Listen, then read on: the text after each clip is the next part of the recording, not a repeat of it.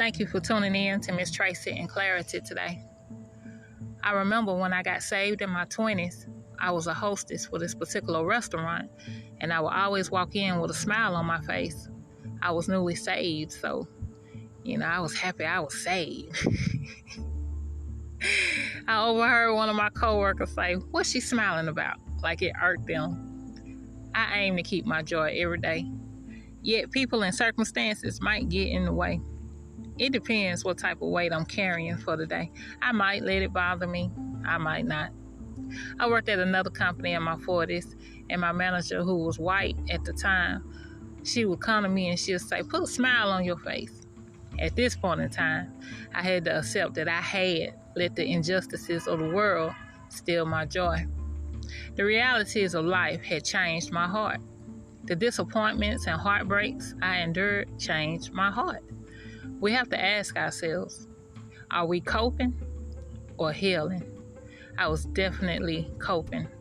They say when you can talk about a situation and not cry or feel the sting of the situation, that's how you know you've healed from the situation. Determine today, are you coping or are you healing? Yet let's address the reasons why blacks aren't smiling. What for? Why should we? Imagine turning on the TV and seeing another black woman or man damn near get murdered on screen and no one does the time for their crime. Why should I smile exactly? 9 times out of 10, I bet there isn't a black person on this earth that can't tell you a horror story of their own with police brutality. I experienced it twice before the Trayvon Martin era. I don't know what happened, but after Trayvon's murder, it seemed like we got stuck in an injustice era.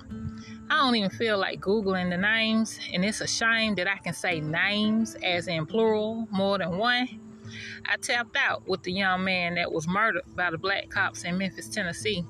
I refuse to look at another scene of this nonsense. We have to protect our minds and energy. At this point, I'm just looking to God. I'm just out here trusting God. What in the world do you want us to do? Children of God, we are His hands and feet. Prayer can cut it, but it's not going to cut it with these situations. Where in the world do we begin with all of the injustices going on? All I can tell you is pick a problem, focus, and attack it.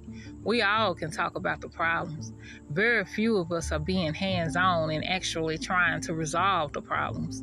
Do we have that type of power? You better believe it. The only reason you can walk into a hospital now without insurance and get treated is because of Afeni Shakur. Yeah, Tupac's mother. That's the power of one woman. Imagine what we could do if we could really tap into the light we carry. Yet back to the topic at hand.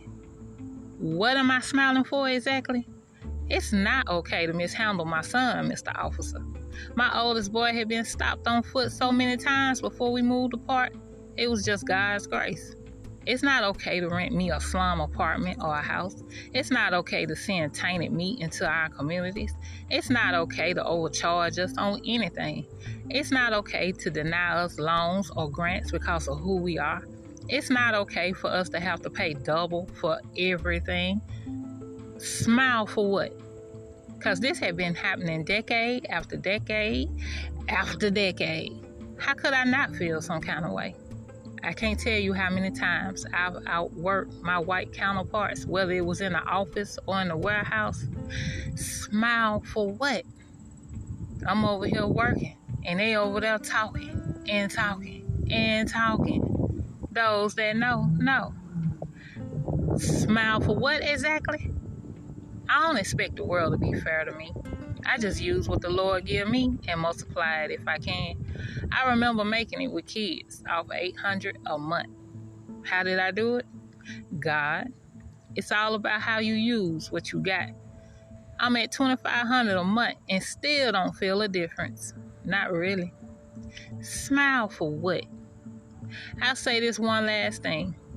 If you watch any of the retro shows from back in the day, they're dealing with the same exact problems and issues then that we have now. Smile for what? Don't let them fool you.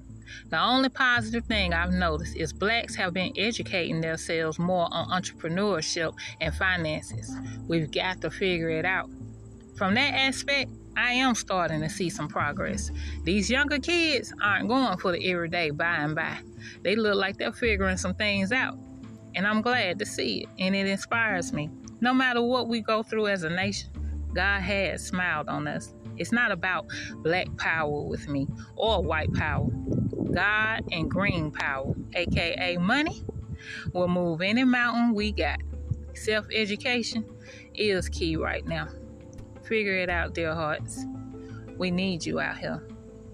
If you have any comments about today's episode, you can contact me at uniquelyt77@gmail.com.